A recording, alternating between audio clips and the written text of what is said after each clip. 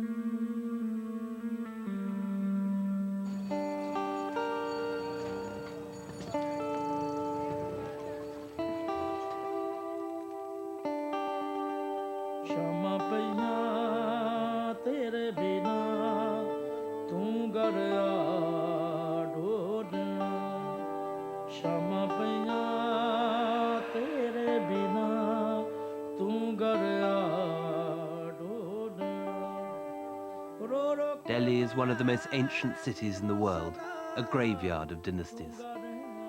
Century after century, invaders have swept down into the rich plains of India from Central Asia. And time again, they have burnt the city of Delhi, only to re-establish their capital on the same site.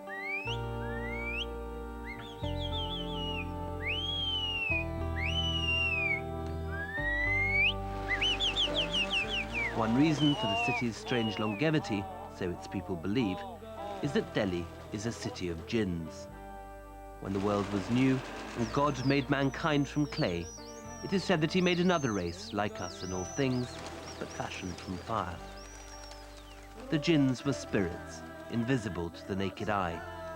However often their city might be consigned to the flames, the Djinns loved Delhi and could never bear to see it ruined or deserted. Under their influence, the city has been continually reincarnated.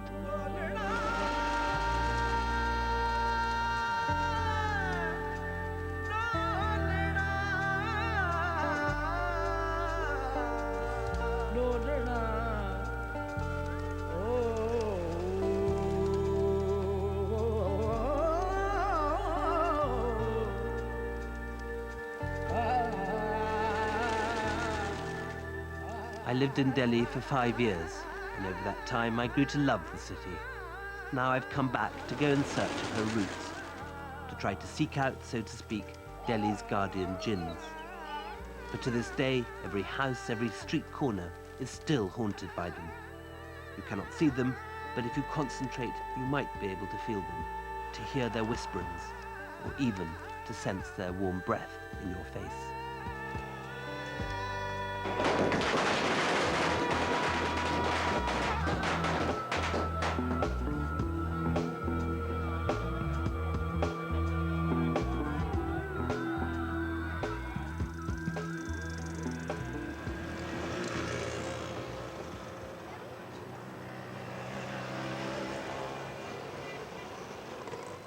When I lived in Delhi, I was always driven around by my friend Balvinder Singh, a prince among the city's taxi drivers. On Delhi's roads, as in so many other aspects of Indian life, might is right. But Balvinder is from a warrior caste, and like his ancestors, he's keen to show that he's afraid of nothing. Mr. William, why not coming Mrs. Livia? She's in London. London? No, London. What time coming? She's staying there now. Huh? Staying there now with the children. He disdains such cowardly acts as looking in his wing mirrors or using his indicators. His ambassadors, his chariot, his klaxon, his sword. Weaving into the oncoming traffic, playing chicken with the other taxis. Balvinder Singh is a Raja of the road. Balvinder, have you ever crashed? Yes. Yes, sir. No problem, no. No problem. How many times have you crashed? No problem. How many times? Today? No, altogether. Altogether, I got too much times. Maybe night time, all night, without not sleeping. But crashing? Yes. As Balvinder drives me round, I'm reminded of the wonderful way in which the remains of Delhi's past still intrude on its present.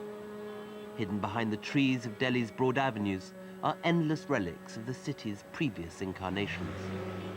Even the New Delhi of the British is not new at all. It is a groaning necropolis, peppered by the tombs and ruins of the past. For this is not one city, but many. As each city came to be abandoned to the surrounding jungle, another was simply rebuilt nearby in a different location. They say there are 7 old cities of Delhi, and that the latest is merely the 8th, and possibly that too will soon be abandoned for another.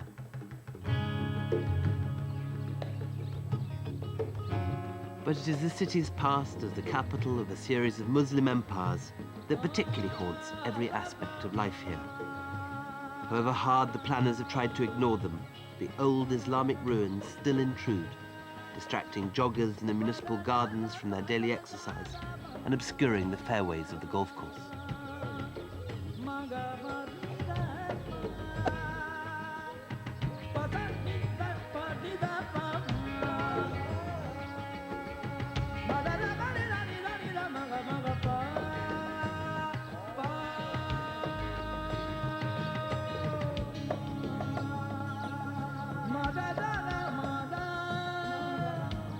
At the heart of the history of this city, a theme which runs through 1,000 years of invasions and rebuildings, lies the story of the confrontation of 2 great religions, Hinduism and Islam.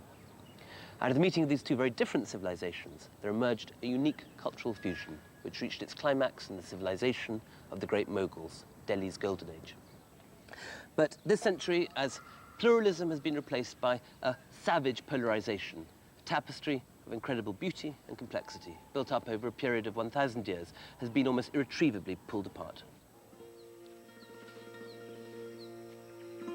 The history of that conflict is still hotly disputed, and to help understand it better, I went back to one of the very first cities of Delhi, a set of ruins that has been almost completely forgotten.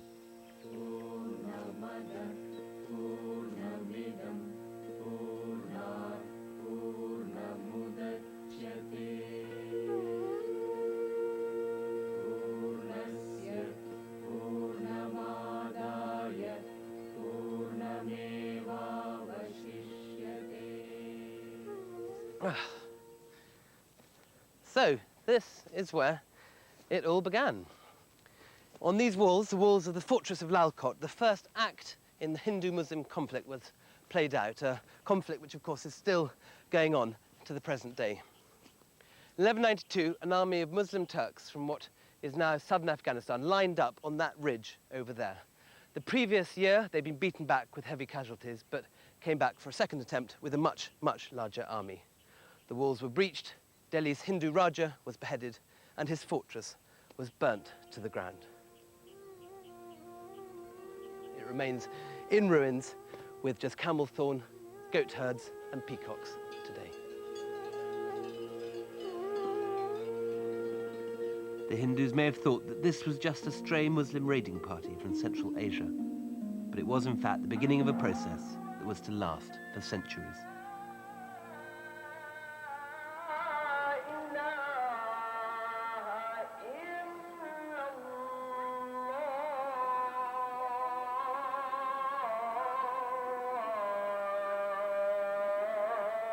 This mosque was built from the shattered masonry of 67 of Delhi's Hindu temples. The pillars still stand with their former Hindu deities visible but defaced. This is not the work of 20th century vandals, but of the very first Muslim sultans. And beside the mosque was raised a massive victory column, the Qutb Minar. Ostensibly it was a minaret for the call to prayer, but given that not even the most voluble and enthusiastic imam would have been heard from the top, it was clearly as much a triumphant statement that Islamic rule had come to India to stay. For all that these events took place 1,000 years ago, and the Qutb is now one of India's favourite tourist attractions, this early Muslim attitude has left a lasting legacy of trauma and resentment. So much so that in the folk memory of Hindus, the subsequent years of fruitful coexistence are often completely forgotten.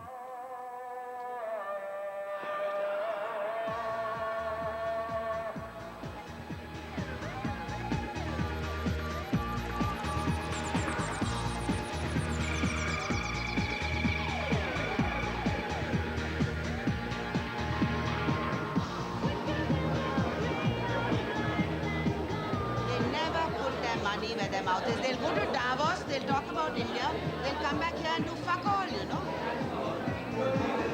My first night back, I'm invited to a party. All the usual suspects are there. Journos, publishers, ad men and fashion designers. Yes, and thank you very much. Bye, night. This is what they call Delhi's cocktail circuit.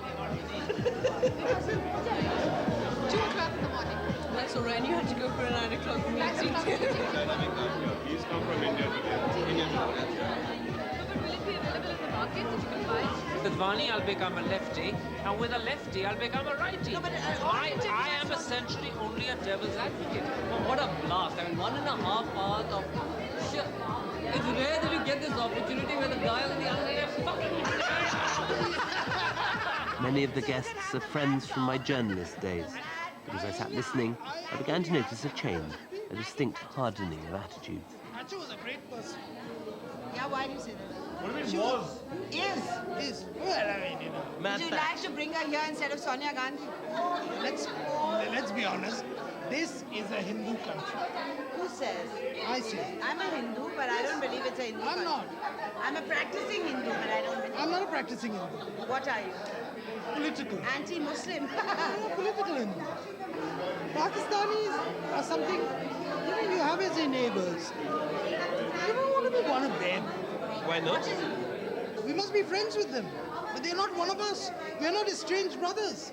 Look, what is the problem? We are not talking. What is the problem with Muslims? I'm asking you. That's what I need to know.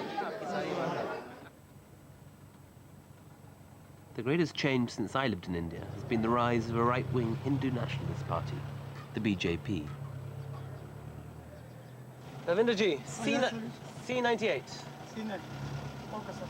Is this all politicians' housing? I went with Bavinda to find one of the most vocal of these Hindu nationalists, Prem Sharma, the Central Secretary of the World Hindu Council, a man at the heart of the Hindu revivalist movement. You want the Sharma house? This one? This one, the Sharma house. Okay. It's there.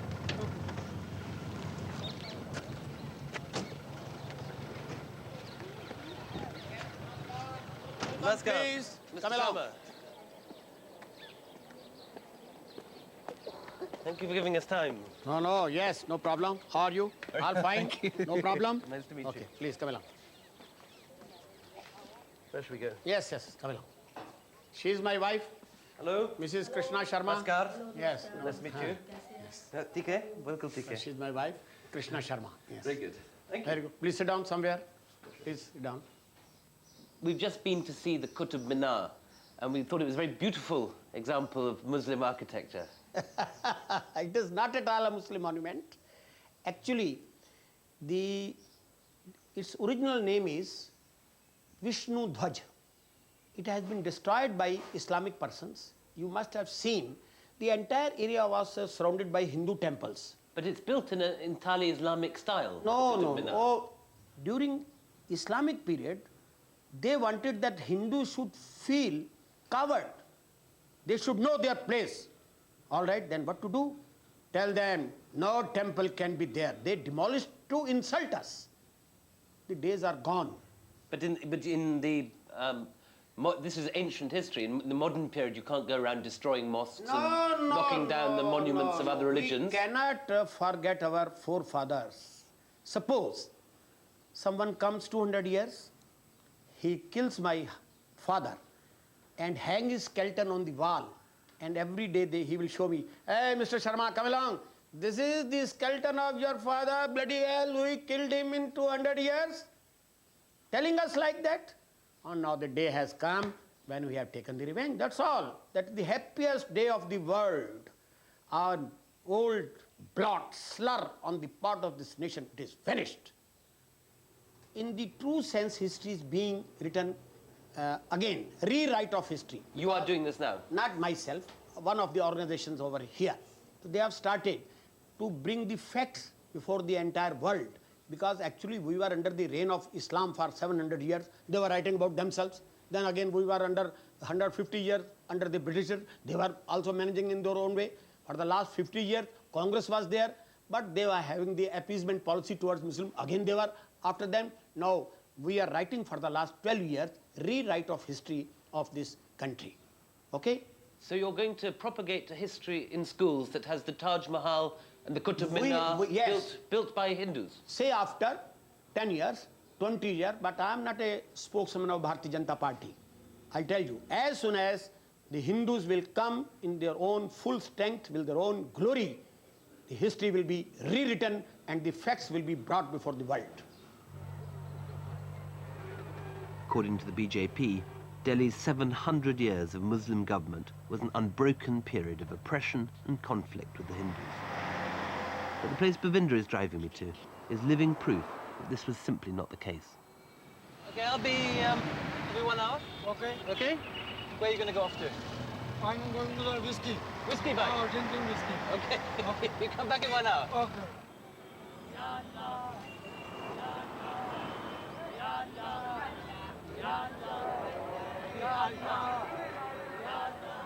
The first sultans may have forcibly imposed their will on the abject Hindu population, but the conquerors also brought with them the more mystical aspect of Islam, known as Sufism. Sufism has always been deeply imbued with the ideals of tolerance and acceptance, and so found a natural home in an India which has always been known for precisely those qualities. The chaat? No. Biryani? I'm heading for one of my favourite places in Delhi, the tomb of Nizamuddin, a 13th century Sufi mystic who withdrew from the world and preached a simple message of love and compassion. His remarkable shrine lies hidden away down an ever-narrowing vortex of lanes and alleyways in the very heart of Delhi. Overhead are the kabutabas, the pigeon flyers, calling their birds with the same cries they have used for 1,000 years.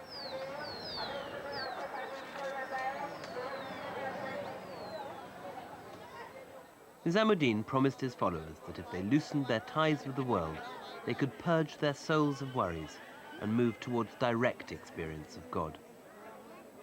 What was important, maintained Nizamuddin, was not the external ritual of the mosque or the Hindu temple, but simply to understand that divinity can best be reached through the gateway of the human heart. We all have paradise within us, said the saint, if we know where to look.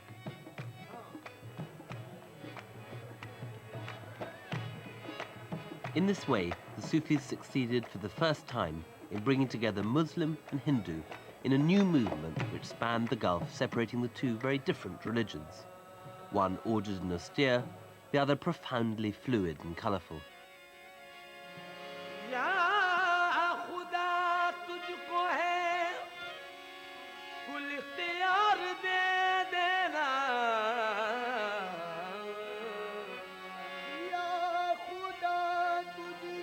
The Sufism, with its emphasis on the individual's search for union with God, has always resembled the mystical aspects of Hinduism. To this day, the shrine still attracts almost as many Hindu, Sikh and Christian pilgrims as it does Muslims.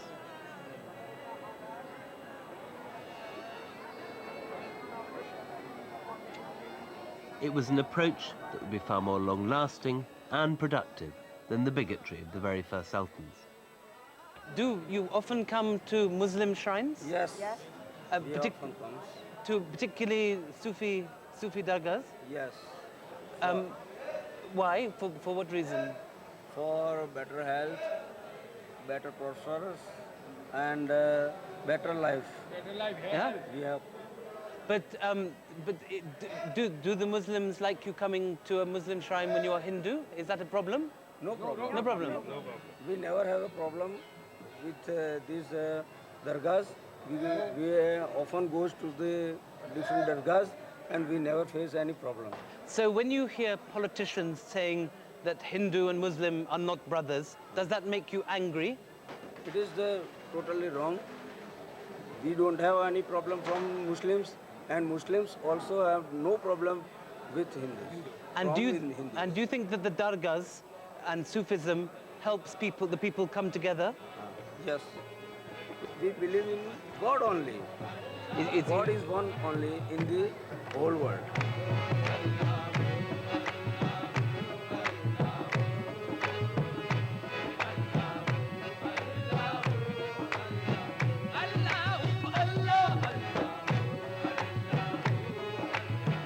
Sufis believe strongly in the power of music and poetry to move devotees towards spiritual ecstasy and hence towards greater love of God.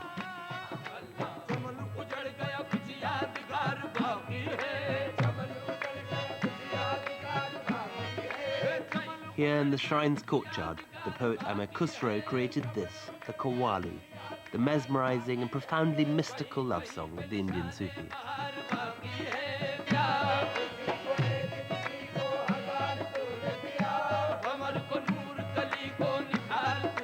At the time, what was most remarkable about the Qawwali was that its lyrics were not in the Persian of the Muslim immigrants, but in the local Hindi vernacular, and that its music mixed the best of the Indian tradition with new ideas brought to Hindustan from Central Asia by the Muslims.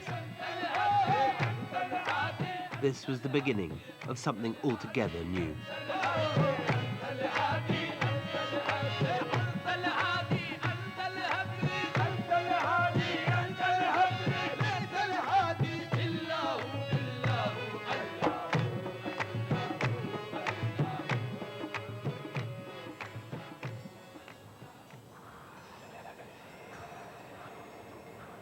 In the centuries that followed, almost every aspect of the life and culture of Delhi came to reflect that fusion and Delhi's position on the fault line between the world of Islam and the world of the Hindus.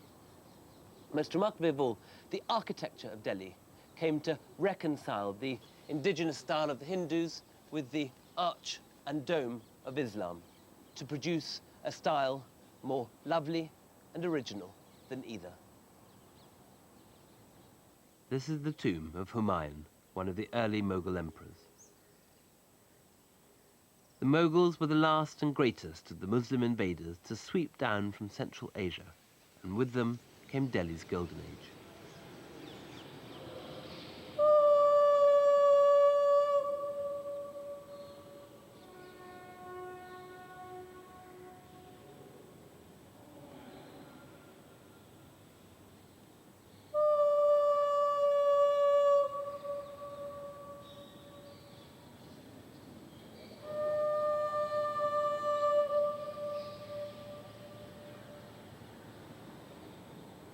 The Mughals established a dynasty that was to rule Delhi for centuries.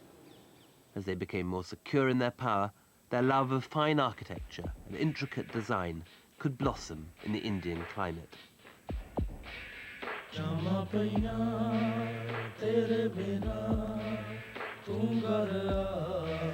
Mughals brought with them the Persian idea of creating a paradise on earth, and in their pleasure palaces, like these west of Delhi, they came as close as any civilization to achieving it.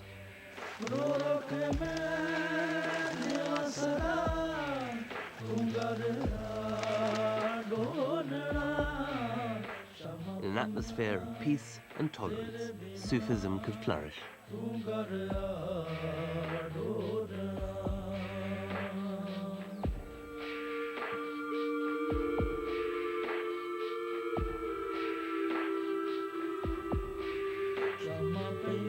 Confronted by a dazzling array of rival religions in their new empire, the Mughals organized open-air meetings so that teachers of different traditions could debate what their faith had in common. Following these symposia, many Sufis came to regard the Hindu scriptures as divinely inspired.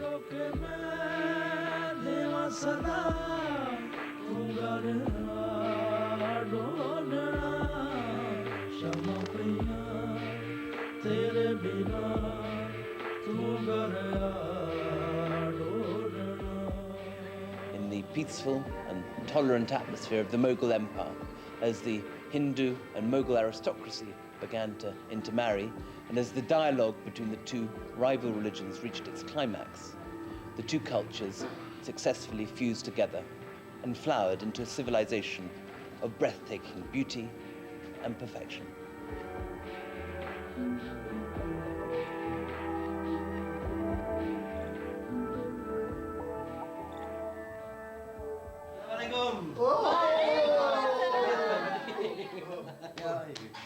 My God, look at this, 5 years on. He was 16 when I last saw him, Fajin. Have a seat. Please, Doctor, sit back here. Please. Oh, here. Where's the How are you, Doctor? Oh, really? I'm very happy. You get a good surprise. Where did you come? 4 days ago? Yeah. I went to see a family who, for me, represent all that is best about Old Delhi's culture. Literally, MPhil is in Persian. Yeah, my MPhil is in Persian. You know, she's working on Dara Shuko, so she's bound to learn Persian. Perfect subject? Yeah. For a Sufi family? The head of that family, Dr. Jaffrey, is a Persian scholar whose ancestors once taught Persian at the Red Fort. When I lived in Delhi, I used to come here to drink endless cups of tea and hear about life during the Mughal period. Dr. Jaffrey is proud to describe himself as a Sufi or dervish. I am myself a dervish. Dunya mein hu, dunya ka talabgar nahi hu. I am in this world, but I am not desirous of this world. I am detached to this world. And were teaching Persian to princes. Really? Literally? Yeah. And, To this day, he lives in one of the last inhabited Mughal buildings in Old Delhi, which has been a college for 300 years. He knows as well as anyone the folk tales of the city, and particularly the old stories about Delhi's Djinns. So they still wander the streets of Delhi? Yeah, they look like human beings. They talk like human beings, but their voice is somewhat heavy. Deep. Yeah. And it is saying, where there is a room vacant, the Djinns abide there, take abode there. And look like villagers. Their dress is not proper, and you can recognize only if their shadow is not falling on the ground. They have no shadow? Yeah.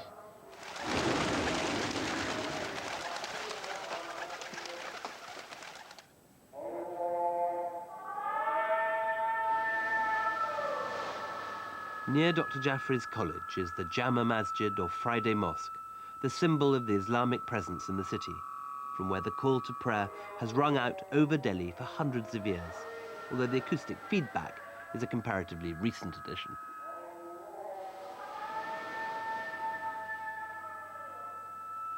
It would be wrong to assume that all Muslims were tolerant of the beliefs of their Hindu subjects by the time it was built in the 17th century. Then as now, there were some more fundamentalist proponents of narrow Islamic orthodoxy. But the Sufi tradition had so gained in strength that it became a distinguishing mark of the culture of Delhi. Prince Dara Shuko, whose father built both this and the Red Fort nearby, wrote a comparative study of Hinduism and Islam which emphasized the compatibility of the two faiths and the common source of their divine revelations. His book was called The Mingling of Two Oceans, and I went back with Dr. Jaffrey to the palaces of the Red Fort in which he lived. Doctor, I always think that Dara Shuko sounds the most attractive. Yeah, he was, no doubt. If he would have become king, the Mughal Empire could survive even today. Why? Because he wanted to amalgamate two cultures. And this was the only... Hinduism and Islam. And this is not a new idea. Even at the time of Sultan Mahmud Ghaznavi, the saints had realized the amalgamation of two cultures is the only way to survive in this country. And how did he try to amalgamate them? By combining Hindu ideas with Islam. And if he would have become king, this world would have become paradise. As you see written here. What does it say? If there is paradise on the earth, here it is, here it is, here it is. That's what in Persian? This is Persian, but very near to our Urdu and Hindi languages. No, So people can understand it? Can understand, yes. No problem.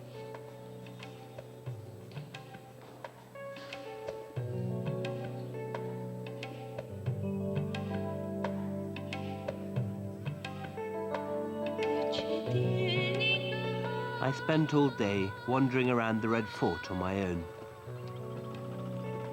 If this was once paradise, it no longer is.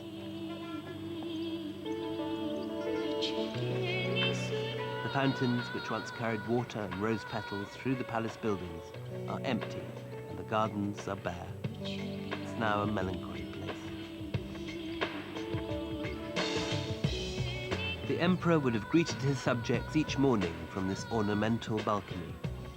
Now the waterways he would have gazed out on have been filled in with a slum, and a motorway thunders past.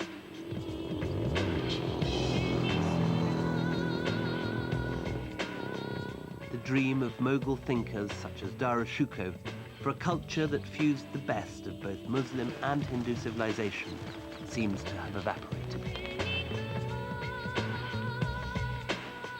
The Mughals brought images of flowers from their beloved Kashmir and carved them intricately into white marble. These have survived. The idea of harmony between Muslim and Hindu seems to have receded over the centuries since, as bitterness and hatred have taken over.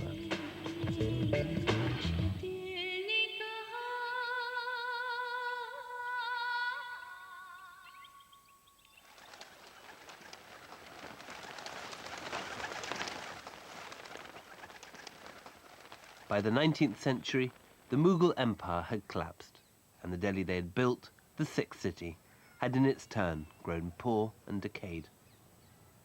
But right up to the coming of the British, the last of India's invaders, Hindus and Muslims continued to live side by side. I love the old city of the Mughals, with its winding alleys and crumbling traditions, but it's impossible to walk in its streets without being overcome with sadness at the city's decline. The same old walls that now form rickety shops and warehouses once supported sprawling courtyard houses known as havelis. You can see it for yourself. The slum was once a city of palaces. Then you shouldn't drink and drive. You have to finish. Too much drinking, too much fucking. No. Govinda drove me around the old city, only slightly worse for wear after what had clearly been a lively night on the town. He wanted to take me to a partridge fight in one of the obscure back streets behind the great mosque.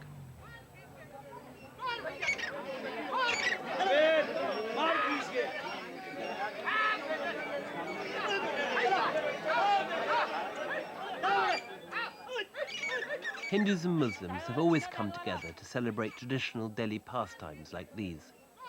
But during the Raj, serious tensions started to emerge.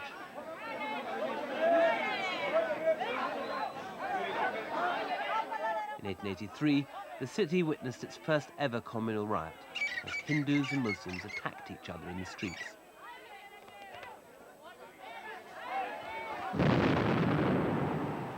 By the time of partition in 1947, what was left of the composite culture was torn apart in a welter of bitterness and bloodletting. Over 1 million people lost their lives and 12 million became refugees. Delhi became the capital of a new Hindu-dominated India as flames rose across the skyline of the old city.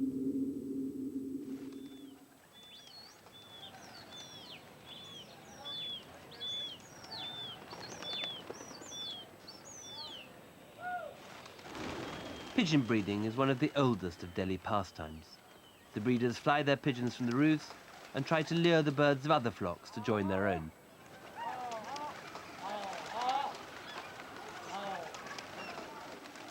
I talked to one breeder, Raizuddin, who remembered the days of partition, when many of the old Muslim inhabitants left for the new state of Pakistan.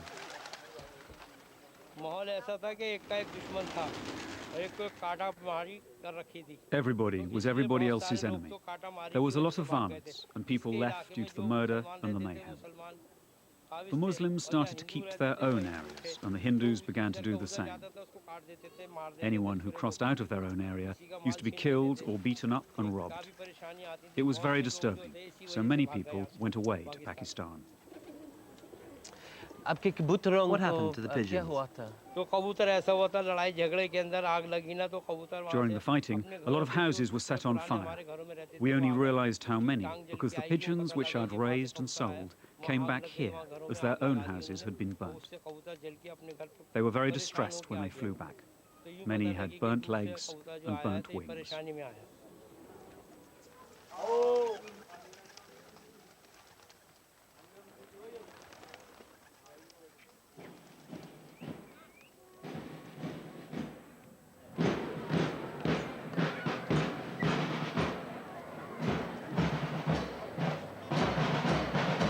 This is an RSS youth rally, deliberately marching through these Muslim ghettos of the old city.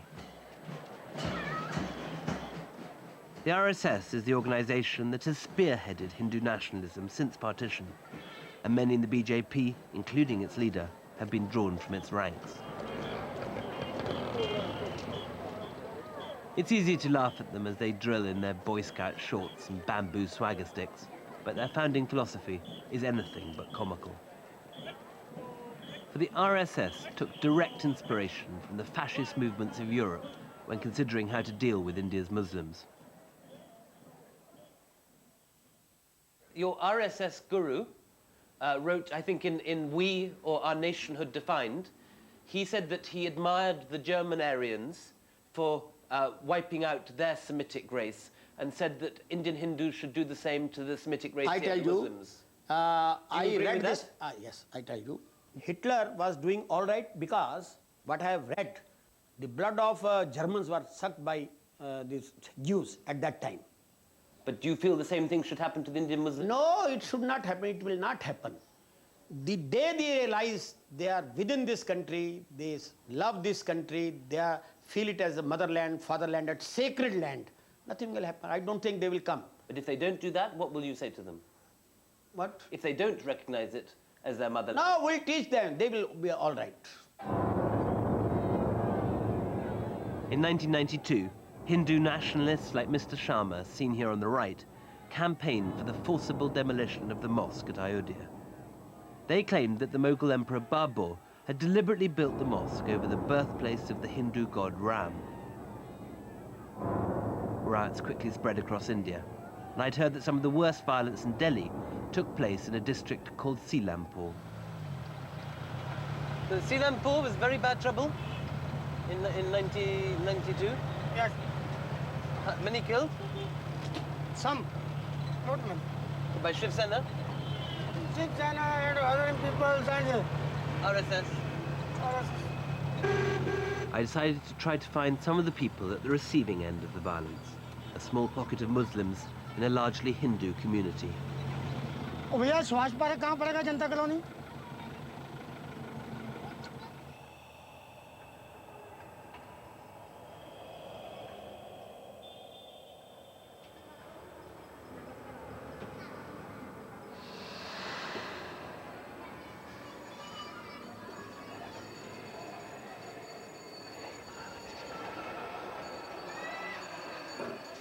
भाई साहब कहाँ कुछ दंग हुआ था?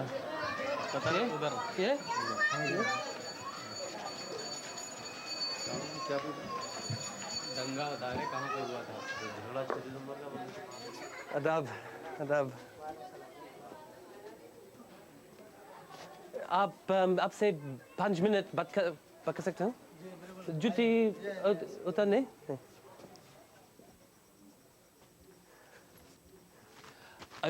What happened here after the destruction of the mosque in Ayodhya? In our area, there was peace at first, but suddenly things heated up and a riot started. Outsiders came and started throwing stones and petrol bombs and chanting Hindu slogans. They had the police with them. After the huts caught fire, some people tried to put them out, but the police shot at them. This woman's husband was shot.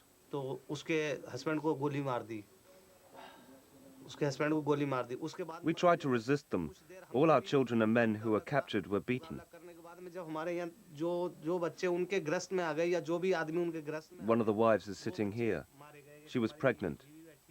The police hit her with a rifle butt and the child died.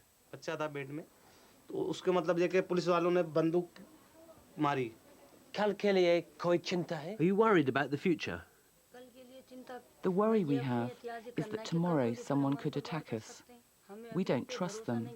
Even now, after 6 or 7 years, we don't trust them. They can still attack us and kill us any time.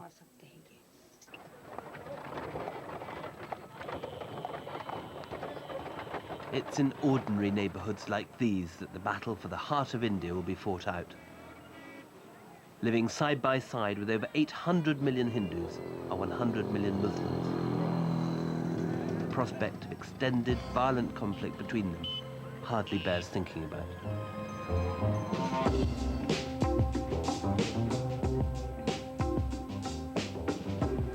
Driving back that night, Bavinda reminded me that it's not just the Hindu fundamentalists who've indulged in communal violence, nor just the Muslims who have been its target. He told me of his own experiences in an earlier upsurge, this time targeted at his own Sikh community. They had heard that mobs were sweeping the city. Driving in convoy, they came to a roadblock where a burning truck had been placed across the road. Bavinda saw his young cousins dragged from a taxi, kerosene poured on their bodies, and set alight.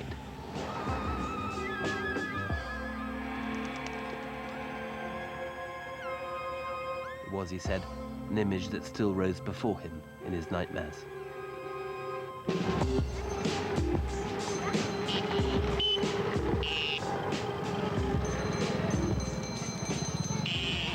We've met people in East Delhi who were Muslims who were very badly attacked by Hindu rioters after the destruction of the mosque at Ayodhya.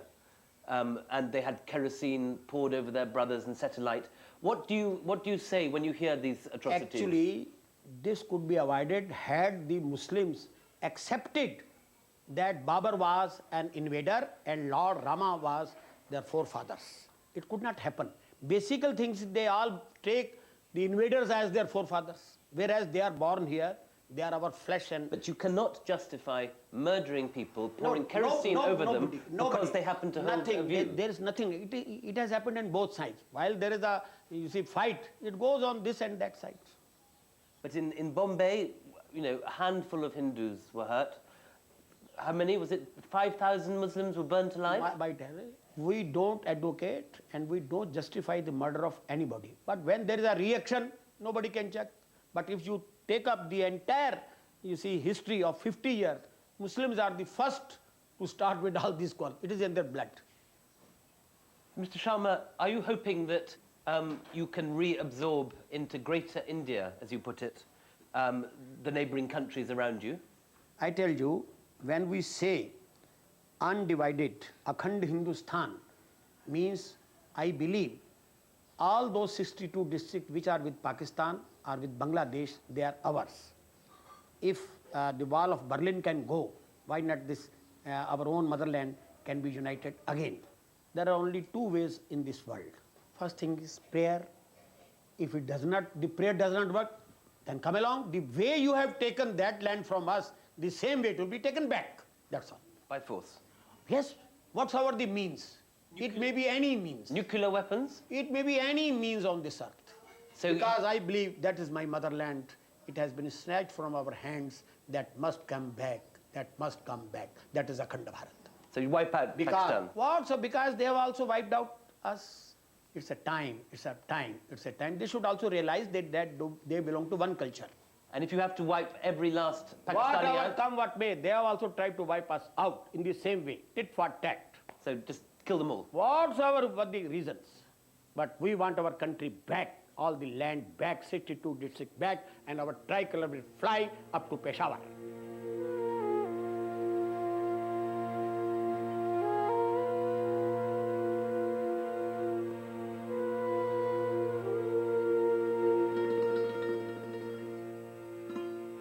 When I used to live in Delhi and wanted to get away from the noise and confusion of the modern city, I'd come here.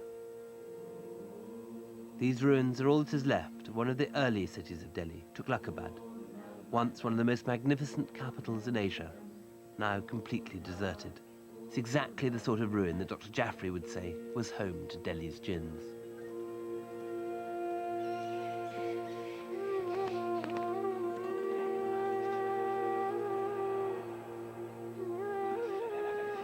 From these massive walls, a tiny Muslim elite tyrannized a largely Hindu population.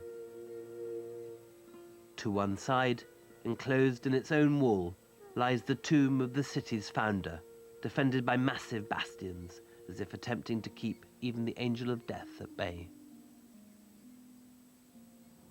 Delhi's population has always been so incredibly mixed and diverse that those who try and impose the rule of one religion on another have never succeeded. Delhi's early Muslim sultans tried to impose a particularly monolithic version of Islam on the city, and within a century these fortresses were ruined and deserted.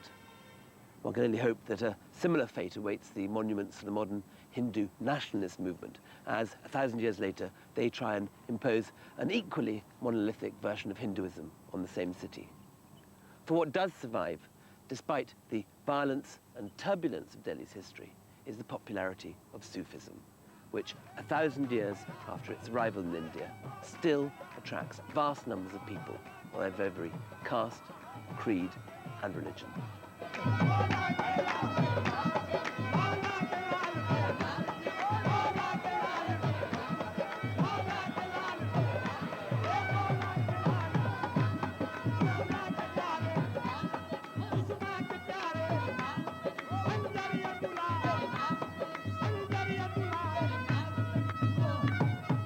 After all I've seen of bigotry and growing communal distrust over the last few weeks, the intermixing of religious traditions at this shrine is all the more remarkable. In these faces, one can see the expression of the old Indian belief that just as there are many paths up a mountain, so there are many different paths that lead to God.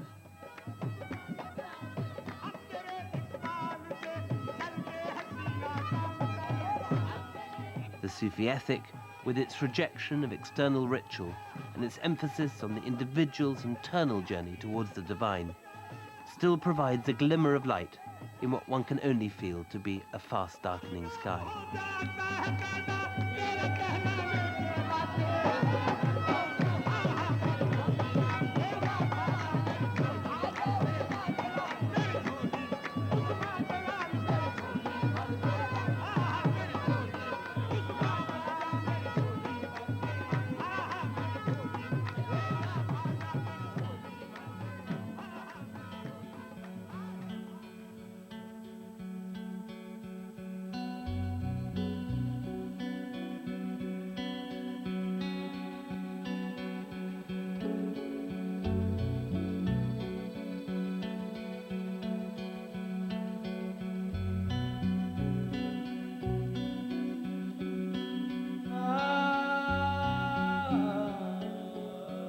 While sultans and empires have come and gone, what has always survived is the tolerance of the people of Delhi. Under the influence of its Djinns, Delhi has always risen again, however violent and self-destructive its rulers. For while it is always easy to be apocalyptic about India, the country has a surprising capacity to prove its doomsayers wrong.